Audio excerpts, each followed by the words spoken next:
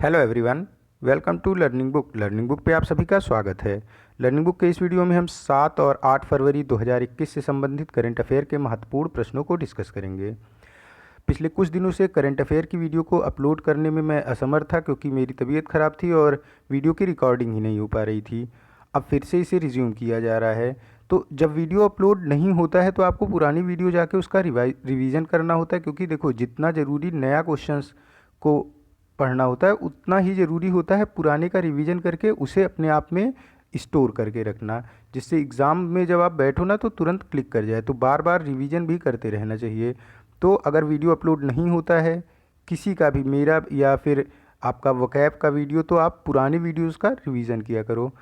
आइए फिर शुरुआत करते हैं अपने आज के पहले प्रश्न के साथ। आज का पहला प्रश्न है, ब्रांड मूल्यांकन के बारे में बताने वाली एक कंपनी है जिसका नाम है Duff and Phillips. Duff and Phillips ने एक रैंकिंग जारी की है जिसमें उन्होंने भारत के सबसे बड़े सेलिब्रिटी की लिस्ट को जारी किया है। क्वेश्चन में यह है कि भारत के सबसे बड़ी सेलिब्रिटी की लिस्ट में प्रथम स्थान किसको दिया है डफ एंड फिलिप्स ने। देखो बात करते हैं डफ एंड फिलिप्स की। डफ एंड फिलिप्स ये मल्टीनेशनल फाइनेंशियल कंसल्टेंसी कंपनी है, यानी कई देशों में इसकी ब्रांचेज हैं और ये फाइनेंशियल से संबंधित कंपनी है और इसका हेडक्वार्टर न्यूयॉर्क यूएसए में है। इसने जो लिस्ट जारी की भारत के लिए, भारत के सेलिब्रिटी के लिए, उसमें प्रथम स्थान मिला हुआ है विराट कोहली को। ऑप्शन ए इसका करेक्ट हो जाएगा।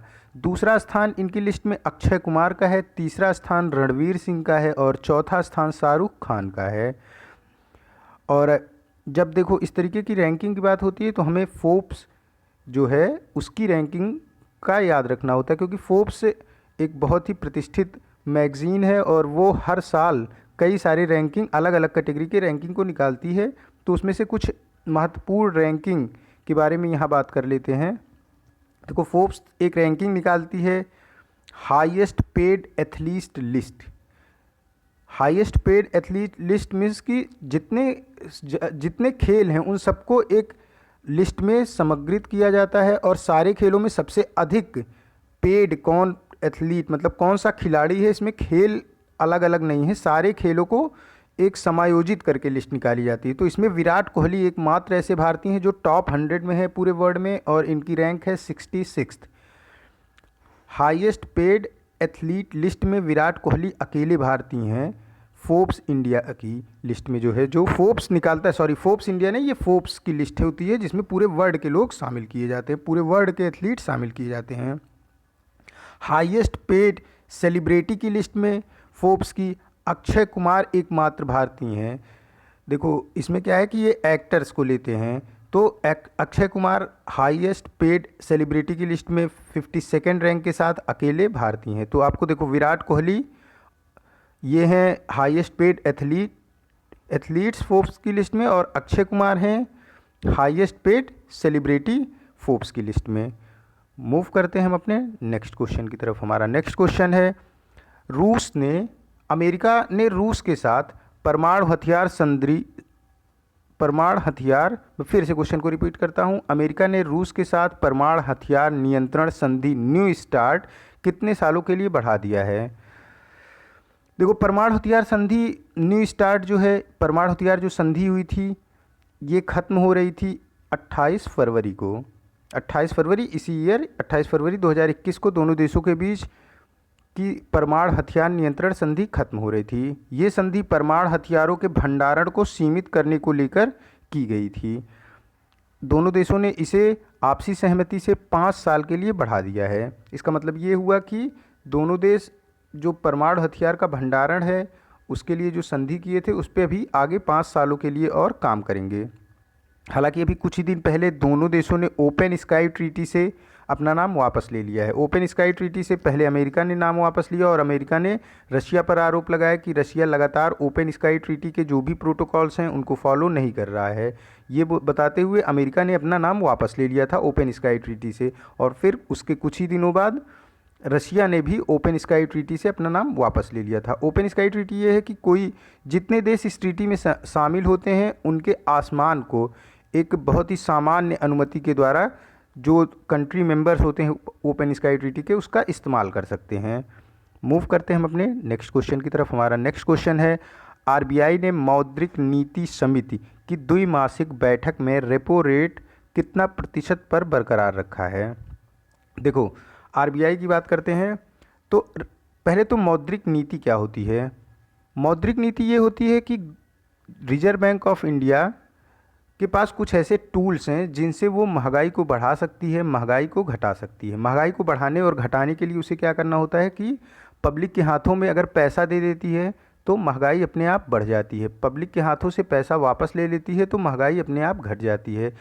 इसके लिए ही मॉनेटरी पॉलिसी यानी मौद्रिक नीति बनाई जाती है रिजर्व बैंक ऑफ इंडिया की तरफ से। मौद्रिक नीति की जो समिति होती है उसकी हर 2 महीने पे बैठक होती है, यानी पूरे साल के दौरान 6 बार बैठक करते हैं मौद्रिक नीति समिति के मेंबर्स।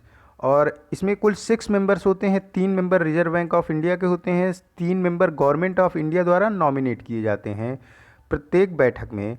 तो ये लोग अपनी बैठक करते हैं और फिर जो भी टूल्स हैं अभी उनके बारे में आगे चर्चा की जा रही है, उस टूल्स के जरिए आप नियंत्रित करते हैं मनी फ्लो को, जो मार्केट में मनी आती है उसको नियंत्रित किया जाता है।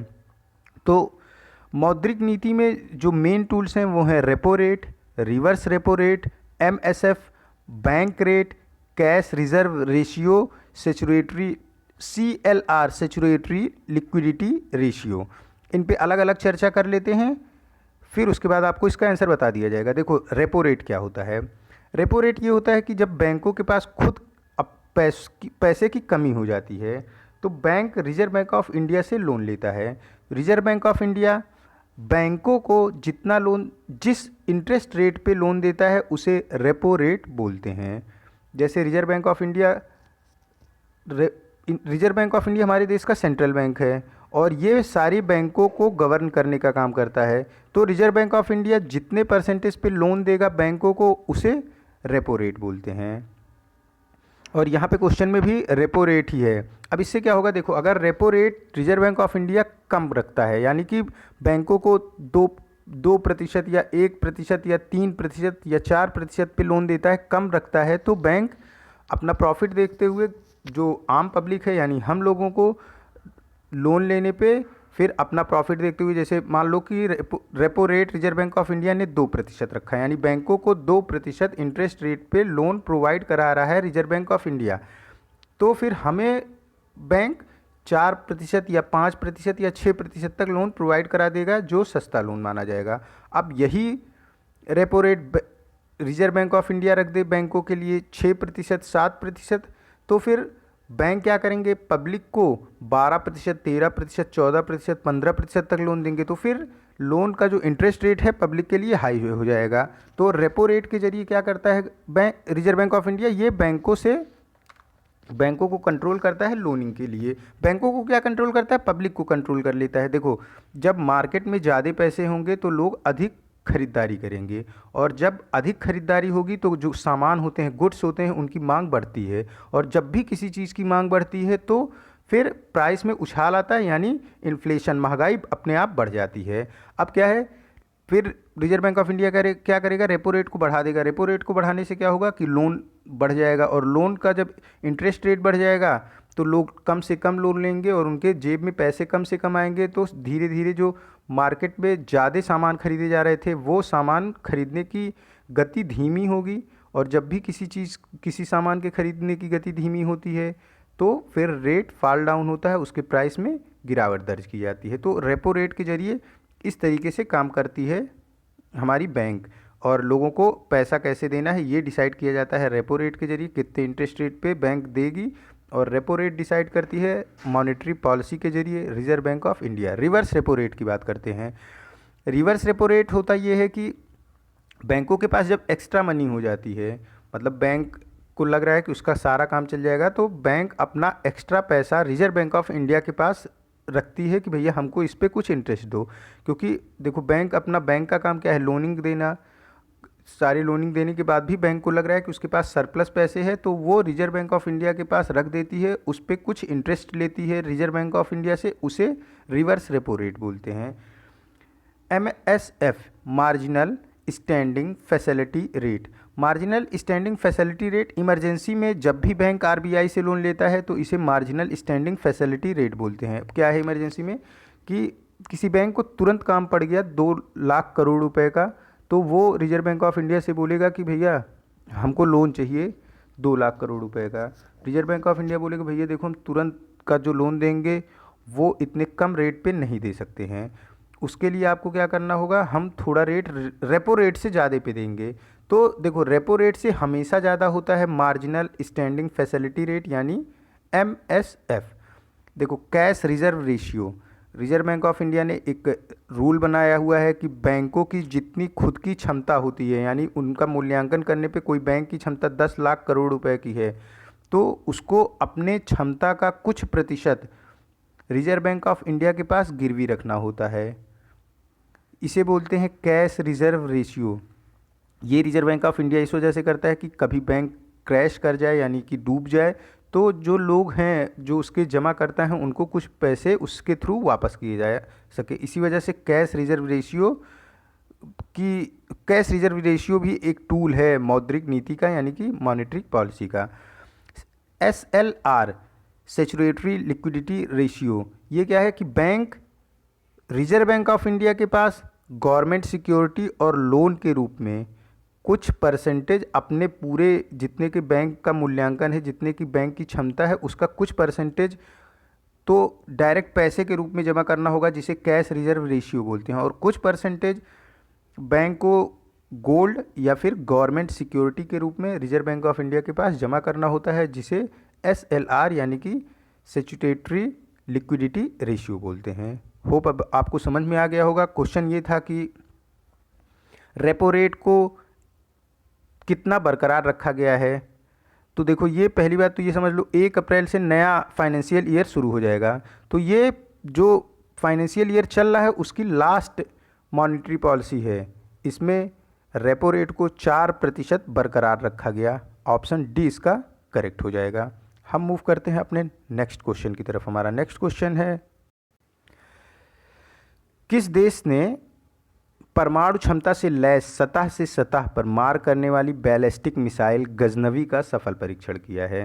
सबसे पहले आंसर जान लेते हैं। गजनवी का सफल परीक्षण किया है पाकिस्तान ने। ऑप्शन बी इसका करेक्ट हो जाएगा। देखो मिसाइल कई तरीके की होती हैं, मैंने कई वीडियोस में बनाया है, शॉर्ट में यहाँ पे आपको बता देता हूँ। जो मेन मिसाइल होती है वो क्रूज़ मिसाइल होती है, और दूसरी जो मेन मिसाइल होती है उसे बैलिस्टिक मिसाइल बोलते हैं।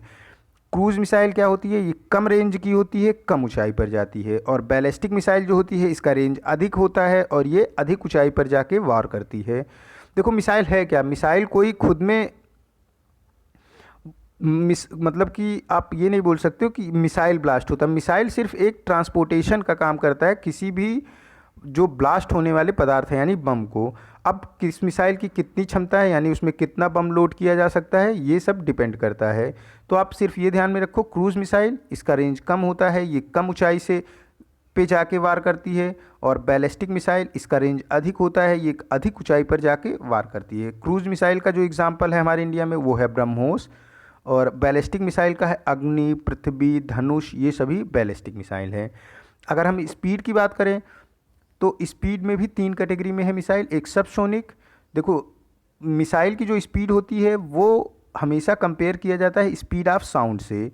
तो सबसोनिक अगर साउंड की स्पीड से कम है मिसाइल की स्पीड तो उसे सबसोनिक मिसाइल बोलते हैं। सुपरसोनिक ध्वनि की चाल से अधिक है अगर मिसाइल की स्पीड तो उसे सुपरसोनिक बोलते हैं, और ध्वनि की चाल से 5 गुना या उससे भी अधिक है तो इसे हाइपरसोनिक मिसाइल बोलते हैं। तो सबसोनिक, सुपरसोनिक, हाइपरसोनिक। सबसोनिक ध्वनि की चाल से कम, सुपरसोनिक ध्वनि की चाल से ज़्यादा लेकिन 5 गुना से कम, और हाइपरसोनिक में ध्वनि की चाल से 5 गुना से ज़्यादा अगर है तो उसे हाइपरसोनिक मिसाइल बोलते हैं। और एयर टू सरफेस यानी हवा से पृथ्वी पर वार करने के लिए, सरफेस टू सरफेस पृथ्वी से पृथ्वी पर वार करने के लिए, एयर टू सरफेस यानी कि एयर टू सरफेस हो गया, सरफेस टू एयर, और एंटी टैंक मिसाइल। ये अलग अलग टाइप हैं मिसाइल्स के। उसी में बैलिस्टिक मिसाइल यानी ज़्यादा रेंज वाली मिसाइल जिसका नाम गजनबी है, इसका सफल परीक्षण किया है पाकिस्तान ने। मूव करते हैं हम अपने नेक्स्ट क्वेश्चन की तरफ। हमारा नेक्स्ट क्वेश्चन है, किस मंत्रालय ने हाल ही में गोवर्धन योजना पर एक एकीकृत पोर्टल की शुरुआत की है? गोवर्धन योजना पर एकीकृत पोर्टल की शुरुआत की गई है जल शक्ति मंत्रालय के द्वारा। ऑप्शन सी यहाँ पे करेक्ट हो जाएगा। क्या है ये गोवर्धन योजना? गोवर्धन योजना क्या है कि जो मवेशी होते हैं उनसे जो जैव कचरे निकलते हैं मवेशियों के से, देखो वो जो काऊ डंग हो गया और मतलब कि जो भी कचरे इनसे निकलते हैं, ये जो भूसी को खाते हैं वो भी कई बार निकाल के फेंका जाता है, तो ये सारे जैव कचरे होते हैं। इनको प्रबंधन के लिए किसानों को क्या करना है? ट्रेंड करना है इसी पोर्टल के जरिए। गोवर्धन पोर्टल के जरिए मवेशी और जैविक कचरे जो होते हैं उनके प्रबंधन के लिए किसानों को ट्रेंड करना है और इससे मदद मिलेगी किसानों की आय को बढ़ाने में। और इसको लॉन्च किया है हमारे जल शक्ति मंत्रालय ने। हमारे जल शक्ति मंत्री हैं गजेंद्र सिंह शेखावत। हम मूव करते हैं अपने नेक्स्ट क्वेश्चन की तरफ। हमारा नेक्स्ट क्वेश्चन है, हाल ही में किस प्रसिद्ध इतिहासकार का 81 वर्ष की आयु में निधन हो गया?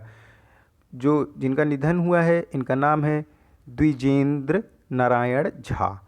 ऑप्शन ए करेक्ट हो जाएगा। ये फेमस क्यों है? देखो, द्विजेंद्र नारायण झा ये दिल्ली यूनिवर्सिटी के डिपार्टमेंट ऑफ हिस्ट्री के चेयरमैन रह चुके हैं। और आपको याद होगा कि जब राम मंदिर का फैसला आने वाला था तो उससे पहले एक कमेटी बनाई गई थी जो अयोध्या में राम मंदिर के नीचे खुदाई करने का काम की थी। उसमें द्विजेंद्र नारायण झा की कमेटी ने राम मंदिर के नीचे मस्जिद होने की बात को नकार दिया था। ऑप्शन ए इसका करेक्ट है। द्विजेंद्र नारायण झा इसीलिए फेमस हुए थे क्योंकि इनकी कमेटी ने राम मंदिर के नीचे मस्जिद होने की बात को नकारा था। ऑप्शन ए यहाँ पे करेक्ट हो गया। इनका भी 81 वर्ष की आयु में निधन हो गया। मूव करते हैं हम अपने नेक्स्ट क्वेश्चन की तरफ। निम्न में से किस देश की सेना ने तख्तापलट कर 1 साल के लिए देश में इमरजेंसी घोषित कर दी है? म्यांमार की सेना ने देश में तख्तापलट करके 1 साल के लिए इमरजेंसी घोषित कर दी है। और म्यांमार की सेना ने कहा कि 2020 नवंबर में म्यांमार में जो इलेक्शंस हुए थे उसमें व्यापक धांधली के चलते उसे ऐसा डिसीजन लेना पड़ा है। यहाँ पे ऑप्शन बी करेक्ट हो जाएगा। नेक्स्ट क्वेश्चन है अपना, विश्व आर्द्र भूमि दिवस वर्ल्ड वेटलैंड डे निम्न में से किस दिन मनाया जाता है? वर्ल्ड वेटलैंड डे 2 फरवरी को प्रत्येक वर्ष मनाया जाता है। वेटलैंड डे मतलब कि जो दलदली भूमि होती हैं उनको संरक्षित करने के लिए लोगों को जागरूक करने के उद्देश्य से विश्व आर्द्र भूमि दिवस मनाया जाता है। देखो, दलदली भूमि का क्या महत्व है। एक तो जो ग्राउंड लेवल है, ग्राउंड लेवल ऑफ वाटर है, वो धीरे धीरे डाउनफॉल हो रहा है, गिरता चला जा रहा है। तो अगर आर्द्र भूमि है तो उसे रिचार्ज होने में मदद मिलती है। ग्राउंड वाटर को रिचार्ज हो जाएगा, यानी फिर से वो अपने पुराने लेवल पे आ जाएगा। देखो, कई हमारे तमिलनाडु में पानी की बहुत ज़्यादा समस्या है। इवन यूपी के जो पश्चिमी यूपी क्षेत्र है वहाँ पे भी पानी की काफ़ी समस्या है। तो अगर वेटलैंड वहाँ पे हो तो वो पानी को रिचार्ज करने में मदद मिलता है। साथ ही साथ जो फ्लड बाढ़ आते हैं उससे भी काफ़ी ज़्यादा पानी को ये सोख के बाढ़ से भी बचाने का काम करता है।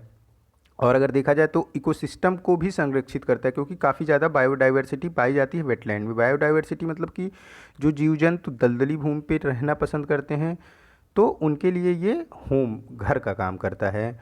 तो इसी सब के लिए जागरूकता के रूप में प्रत्येक 2 फरवरी को विश्व आर्द्र भूमि दिवस मनाया जाता है। अगर हम आर्द्र भूमि दिवस की बात कर रहे हैं तो रामसर साइट की भी बात कर लेते हैं। रामसर एक जगह का नाम है ईरान में। यहाँ पे एक कन्वेंशन हुआ था आर्द्र भूमि संरक्षण को लेके, इसी से रामसर साइट होता है। होता क्या है कि अगर रामसर साइट का टैग मिल जाता है किसी वेटलैंड भूमि को, आर्द्र भूमि को, तो वो पूरे वर्ल्ड में फेमस हो जाता है और फिर टूरिस्ट उसे देखने आते हैं, जिससे कि फिर उसके संरक्षण का जो खर्चा होता है वो उन्हीं टूरिस्टों के पैसे से निकल आता है। तो भारत में कुल 42 रामसर साइट्स हैं अभी प्रेजेंट टाइम तक। ये भी रामसर साइट भी आर्द्र भूमि से ही संबंधित है, आर्द्र भूमि संरक्षण से संबंधित। तो पूरे भारत में 42 रामसर साइट हैं इस टाइम। मूव करते हैं हम अपने नेक्स्ट क्वेश्चन की तरफ। हमारा नेक्स्ट क्वेश्चन है, भारत का पहला स्वदेशी मेट्रो रैक कहाँ पर लाया गया? देखो, मेट्रो रैक का ये मतलब हो गया, आप ये समझ लो जो मेट्रो के डिब्बे होते हैं, तो ये सबसे पहले मुंबई और महाराष्ट्र की मेट्रो के लिए लाया गया है और इसे बनाया है BEML यानी कि भारत अर्थ मूवर्स लिमिटेड ने। भारत अर्थ मूवर्स लिमिटेड जो बेंगलुरु में है उसी ने मुंबई महाराष्ट्र के लिए पहला स्वदेशी मेट्रो रैक को बनाया है और ये मुंबई में पहुंच गया है। जून 2021 में इसके संचालन की उम्मीद की जा रही है। मूव करते हैं हम अपने नेक्स्ट क्वेश्चन की तरफ। हमारा नेक्स्ट क्वेश्चन है, किस संस्थान ने इनोवेशन सैंडबॉक्स वेब पोर्टल स्थापित किया है? इनोवेशन सैंडबॉक्स वेब पोर्टल की बात करें तो इसको स्थापित किया है BSE ने, बॉम्बे स्टॉक एक्सचेंज ने। ऑप्शन ए यहाँ पे करेक्ट हो जाएगा। क्या है ये इनोवेशन सैंडबॉक्स? इनोवेशन सैंडबॉक्स है शेयर मार्केट या फिर आप बोल सकते हो सिक्योरिटी मार्केट में जो इनोवेशन होगा उसके लिए पहले यहाँ पे लाइव इन्वायरमेंट में ट्रायल कर सकेंगी कंपनियाँ। जिसे भी शेयर मार्केट सिक्योरिटी मार्केट में कोई भी नया नवाचार करना है तो उसके लिए इनको लाइव इन्वायरमेंट प्रोवाइड कराया जाएगा इनोवेशन सैंडबॉक्स के जरिए, जिससे वो ट्रायल कर लें और फिर अपना एकदम मार्केट में उतरें। तो इससे नवाचार जो है वो मतलब कि फेल्योर होने का चांसेस उसका कम से कम हो जाएगा। तो बॉम्बे स्टॉक एक्सचेंज ने इनोवेशन सैंडबॉक्स वेब पोर्टल को स्थापित किया है। मूव करते हैं हम अपने नेक्स्ट क्वेश्चन की तरफ। हमारा नेक्स्ट क्वेश्चन है, ग्लोबल 500 ब्रांड स्ट्रेंथ इंडेक्स 2021 के अनुसार किस भारतीय ब्रांड को 5वां स्थान दिया गया है? रिलायंस जियो को इस लिस्ट में 5वां स्थान मिला है। ऑप्शन यहाँ पे करेक्ट हो जाएगा बी। और पहला स्थान इसमें दिया गया है वी चैट को, दूसरा स्थान दिया गया है फेरारी को और तीसरा स्थान दिया गया है एक रूसी बैंक है जिसका नाम है सेबर। हालांकि इसकी स्पेलिंग जो है वो SBER है, SAVER नहीं है, सेबर। इसको तीसरा स्थान दिया गया है। पहला स्थान वीचैट, दूसरा स्थान फेरारी, तीसरा स्थान सेबर, चौथा स्थान कोको कोला और पांचवा स्थान इंडिया की रिलायंस जियो को दिया गया है ग्लोबल 500 ब्रांड स्ट्रेंथ इंडेक्स 2021 में। मूव करते हैं हम अपने नेक्स्ट क्वेश्चन की तरफ। हमारा नेक्स्ट क्वेश्चन है, लोवी इंस्टीट्यूट द्वारा जारी की गई covid performance index deconstructing pandemic responses report में भारत की क्या रैंक थी? ये रिपोर्ट जारी की गई है कि कौन सी कंट्री ने कितना अच्छा टैकल किया है कोविड-19 पैंडेमिक को। इसमें कुल 98 कंट्रियों को कंसीडर किया गया, 98 कंट्री को, और हमारे देश की रैंक उतनी अच्छी नहीं रही। इसमें हमारे देश की रैंक रही 86। पहले स्थान पे रहा इसमें न्यूजीलैंड, दूसरे स्थान पे रहा वियतनाम और तीसरा स्थान प्राप्त किया ताइवान ने। हमारे देश की रैंक थी 86। मूव करते हैं हम अपने नेक्स्ट क्वेश्चन की तरफ। हमारा नेक्स्ट क्वेश्चन है, हाल ही में SBI cards and payment services limited के MD और CEO के रूप में किसे नियुक्त किया गया है? देखो, SBI cards and payment services limited के MD और CEO के रूप में नियुक्त किया गया है राम मोहन राव अमारा जी को। ऑप्शन डी यहाँ पे करेक्ट हो जाएगा। ये स्थान लेंगे अश्विनी कुमार तिवारी का। अश्विनी कुमार तिवारी इससे पहले MD और CEO थे SBI cards and payment services के। अब नए जो बन गए हैं वो राम मोहन राव अमारा बन गए हैं। अश्विनी कुमार तिवारी इनको बना दिया गया है MD किसका? भारतीय स्टेट बैंक का MD। देखो, एक चेयरमैन होता है और फिर 4 MD होते हैं भारतीय स्टेट बैंक में। चेयरमैन है रजनीश कुमार, 4 MD हैं CS सेट्टी, अश्वनी भाटिया, स्वामीनाथन जे और जो अभी हाल ही में बनाए गए अश्विनी कुमार तिवारी। ये चारों MD हैं, 4 MD और एक चेयरमैन आपके रजनीश कुमार हैं। भारतीय स्टेट बैंक का हेडक्वार्टर मुंबई में स्थित है। हम मूव करते हैं अपने नेक्स्ट क्वेश्चन की तरफ। हमारा नेक्स्ट क्वेश्चन है, किस संगठन ने अपने वर्ल्ड टूरिज्म बैरोमीटर में 2020 को वर्स्ट ईयर ऑन रिकॉर्ड के रूप में सूचीबद्ध किया है? मतलब कि सबसे खराब ईयर रहा वर्ल्ड टूरिज्म बैरोमीटर के लिए। मतलब टूरिस्ट सेक्टर सबसे ज़्यादा प्रभावित हुआ था कोविड-19 से, क्योंकि उस दौरान जब पैंडमिक आया तो क्या था कि टूरिस्ट सेक्टर सबसे ज़्यादा फॉल डाउन हुआ। टूरिस्ट लॉकडाउन हर देश ने लगा दिया और फिर क्या हुआ कि टूरिस्ट एक स्थान से दूसरे स्थान नहीं जा सकते थे, तो सबसे ज़्यादा फॉल डाउन वर्स्ट ईयर रहा टूरिस्ट सेक्टर के लिए। तो क्वेश्चन है कि किस संगठन ने वर्ल्ड टूरिज्म बैरोमीटर में 2020 को वर्स्ट ईयर ऑन रिकॉर्ड के रूप में सूचीबद्ध किया है? ये सूचीबद्ध किया गया है वर्ल्ड टूरिज्म ऑर्गेनाइजेशन के द्वारा, संयुक्त राष्ट्र का जो विश्व पर्यटन संगठन है। देखो, दोनों में WTO एक तो आपका होता है वर्ल्ड टूरिज्म ऑर्गेनाइजेशन जो कि पर्यटन के लिए होता है, और एक होता है वर्ल्ड ट्रेड ऑर्गेनाइजेशन जो कि व्यापार से संबंधित है। तो इसे किया है वर्ल्ड टूरिज्म ऑर्गेनाइजेशन ने। ऑप्शन बी यहाँ पे करेक्ट हो जाएगा। नेक्स्ट क्वेश्चन है हमारा, कौन सा भारतीय शहर देविका नदी के किनारे पर बसा हुआ है? देखो देविका नदी के किनारे पर बसा हुआ है। अभी आपको क्वेश्चन पता चल जाएगा कि क्यों ये क्वेश्चन करंट अफेयर में पुटअप किया गया है। देविका नदी के किनारे पर बसा हुआ है जम्मू कश्मीर का उधमपुर शहर। ऑप्शन ए यहाँ पे करेक्ट हो जाएगा। और देविका नदी को राष्ट्रीय नदी संरक्षण योजना में शामिल किया गया है, इसीलिए ये क्वेश्चन मैंने पुटअप किया कि ज़रूरी नहीं ये पूछा जाए कि निम्न में से किस नदी को हाल ही में राष्ट्रीय नदी संरक्षण योजना में शामिल किया गया है, तो आप ऑप्शन देविका नदी लगाओ। हाँ, ये क्वेश्चन पूछा जा सकता है कि देविका नदी के किनारे कौन सा शहर बसा हुआ है, तो जम्मू कश्मीर का उधमपुर देविका नदी के किनारे बसा हुआ है। और जम्मू कश्मीर की बात करें तो इसमें कुल 20 डिस्ट्रिक्ट हैं और उसी में से उधमपुर भी एक डिस्ट्रिक्ट है। मूव करते हैं हम अपने नेक्स्ट क्वेश्चन की तरफ। हमारा नेक्स्ट क्वेश्चन है, हिंदुस्तान एरोनॉटिक्स लिमिटेड द्वारा स्वदेशी Tejas mark 2 multi role combat jet को कब लॉन्च करने की योजना बनाई जा रही है? मल्टी रोल में इसकी ये कई सारे काम करेगा, इसके रोल कोई एक नहीं होंगे कि सिर्फ विस्फोटक सामग्री ले जाए, ये कई सारे काम करेगा हमारे एयरफोर्स के लिए। इसको लॉन्च करने की योजना बनाई जा रही है HAL के द्वारा 2022 में। ऑप्शन बी यहाँ पे करेक्ट हो जाएगा। और तेजस ये हमारे देश का इंडिजिनस है और इसे हमारे देशी ने निर्मित किया है। मूव करते हैं हम अपने नेक्स्ट क्वेश्चन की तरफ। हमारा नेक्स्ट क्वेश्चन है, प्रधानमंत्री मोदी ने प्रबुद्ध भारत पत्रिका की 125वीं वर्षगांठ समारोह को संबोधित किया। प्रबुद्ध भारत पत्रिका की शुरुआत किसने की थी? प्रबुद्ध भारत पत्रिका की शुरुआत की थी स्वामी विवेकानंद जी ने। ऑप्शन सी यहाँ पे करेक्ट हो जाएगा। और रामाकृष्ण मठ की ये पत्रिका है, इसका 125 वर्ष अभी पूरा हुआ है। ऑप्शन सी करेक्ट है। मूव करते हैं हम अपने नेक्स्ट क्वेश्चन की तरफ। हमारा नेक्स्ट क्वेश्चन है, 2021 एशियन भारत हैकाथॉन कब आयोजित किया गया था? देखो ये क्वेश्चन थोड़ा पुराना हो जा रहा है, लेकिन अभी क्या है, ये 1 से 3 फरवरी के बीच आयोजित किया गया था। जो भी क्वेश्चन इंपॉर्टेंट हैं और छूट जाते हैं उन्हें आगे कवर किया जाता है। तो आप कमेंट बॉक्स में ये जाके नहीं करोगे सर ये तो इस दिन का पुराना क्वेश्चन है इस दिन में।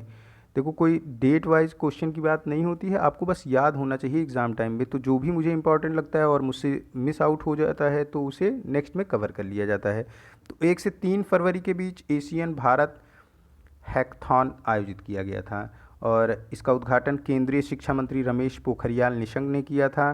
और इसका जो प्रमुख उद्देश्य था वो एजुकेशन, साइंस एंड टेक्नोलॉजी में नए नए इनोवेशंस, नवाचार को अग्रसित, मतलब कि नए नए नवाचार के लिए लोगों को प्रेरित करना था इस हैकाथॉन के जरिए। ऑप्शन ए यहाँ पे करेक्ट हो जाएगा। ये आज का लास्ट क्वेश्चन था। मिलते हैं हम नए करंट अफेयर के साथ नेक्स्ट वीडियो में। Keep study on learning book. Thank you for watching this.